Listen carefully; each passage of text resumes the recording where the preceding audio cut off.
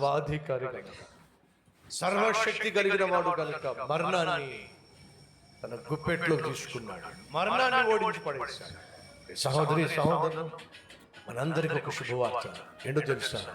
నా యందు విశ్వాసం ఉంచువాడు, నా యందు విశ్వాసం ఉంచువాడు మరణించినను తిరిగి లేస్తాడు.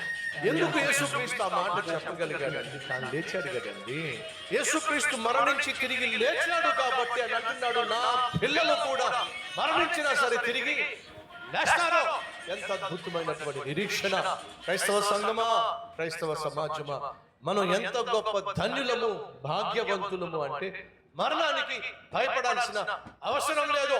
దేవుడు అంటున్నాడు, నా బిడ్డలారా, మీరు మరణానికి భయపడవలసిన అవసరం లేదు. మరణపు ముళ్ళు నా శరీరంలో దిగబడింది, దాన్ని విరిచేశాను. ఇప్పుడు మరణానికి మీరు భయపడాల్సిన అవసరం లేదు.